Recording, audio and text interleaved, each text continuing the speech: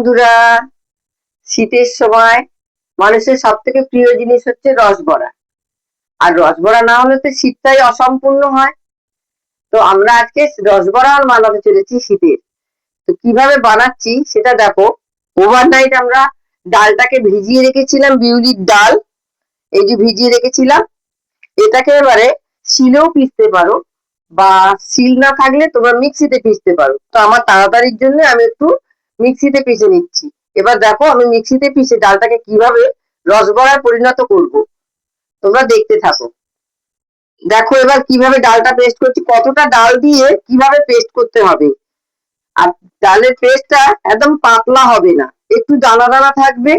আর ডালটা একটু ঘনত্ব থাকবে। পাতলা করলে কি হবে, বড়ার শেপটা আসবে না। তো আমি ডালটা এখন পেস্ট করতে চলেছি। এবার দেখো আমি ডালটা কিভাবে পেস্ট করছি।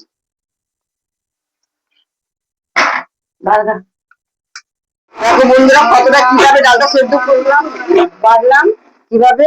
এবার দেখো কতটা পরিমাণ কিভাবে বাড়তে হবে, কিরম ভাবে বাড়লে ডালটা ঠিকঠাক ভাবে বড়ার শেপে আসবে। এইভাবে ডালটাকে বাড়লে ডালটা বড়ার শেপে আসবে। এই যে ঠিক পাতলাও না আর ঠিক ঘনত্বও না, এই হচ্ছে ডালের বাটার ঘনত্বটা। ঠিক এইভাবে ঘনত্বটা থাকবে, তবে একটা বড়ার শেপ আসবে।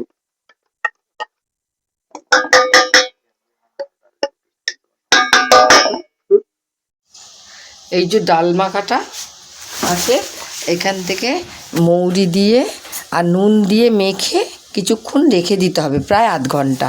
তারপরে ওটাকে ভাজার জন্যে এগিয়ে আসবো আমরা তখন। এখন মেখে রাখছি, আধ ঘন্টা ভিজিয়ে রাখতে হবে।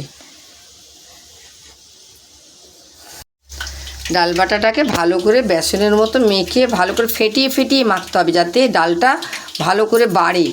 যত ফাটবে ততই বাড়বে।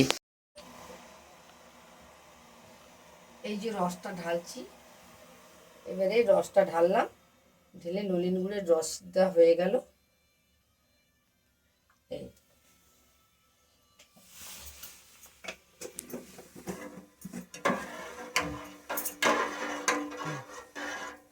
এবার আমরা বড়াটা ভাজবো।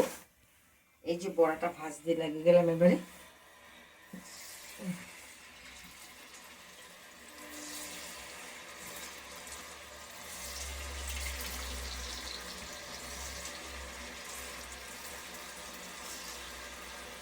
এই বড়াটা ভাজছি। এবারে বড়া যখন ভাজা হয়ে যাবে, বড়াটা তুলে এই রসের মধ্যে দিয়ে দেবো।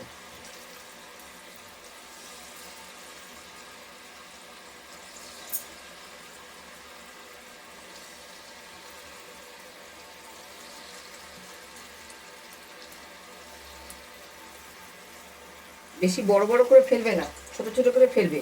আস্তে আস্তে বড় হয়ে যাবে, কেন রসে তো ওটা চুবে থাকবে, তো তখন আপনা আপনি বড় হয়ে যাবে, ফুলে যাবে রসের থেকে।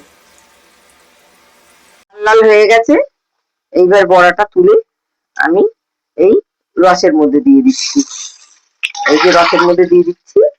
এবারে এটা রসে পুরো চুবে যাবে, তারপরে এটাকে দেয়া হবে। এই চাপা দিয়ে দেবো। এই যে বন্ধুরা দেখো, রসবড়া তৈরি হয়ে গেছে। আমরাও খাচ্ছি, তোমরাও খেয়ে উপভোগ করো। দেখো খেয়ে বলো কেমন হয়েছে। তোমরা চলে আসো তাড়াতাড়ি আমাদের বাড়িতে।